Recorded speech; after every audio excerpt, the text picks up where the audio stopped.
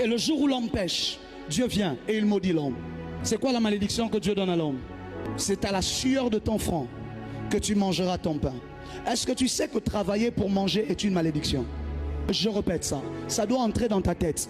La phrase « Sokyo salite okoliate » c'est une malédiction. Travailler pour manger est une malédiction. La Bible déclare: regardez les oiseaux du ciel, ils ne sèment ni ne moissonnent, mais votre Père les nourrit. Donc moi je vaux moins qu'un oiseau. J'ai moins de valeur qu'un oiseau. Moi je dois travailler pour manger là où les oiseaux ne travaillent pas, mais ils mangent. Le travail n'a pas été fait pour manger. Le travail est devenu pour manger quand Dieu a maudit l'homme.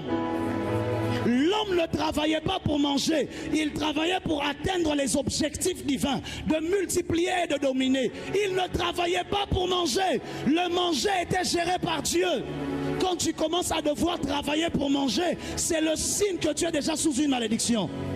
On ne travaille pas pour manger, on travaille pour accomplir l'agenda divin. On travaille pour financer le royaume. On travaille pour accumuler des richesses afin de mettre à l'abri des générations. On travaille afin de bâtir des empires. On travaille afin de construire des dynasties. On travaille afin de faire avancer le royaume. On ne travaille pas pour manger. Le fait que tu travailles pour manger, c'est le signe qu'il y a la présence d'une malédiction. Je lève ma main droite. Je déclare que toute malédiction qui était sur ta vie, qui faisait en sorte que si tu ne transpires pas toute la journée, tu es incapable de trouver le pain pour manger, je prie que ça tombe au nom de Jésus. Désormais, quand tu travailleras, ce sera pour produire des millions, pas pour manger.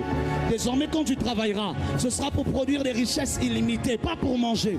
Désormais, quand tu travailleras, ce sera pour produire des grandes grâces, pas pour manger. Désormais, quand tu travailleras, ce sera pour bâtir des empires qui vont financer l'Église, pas pour manger.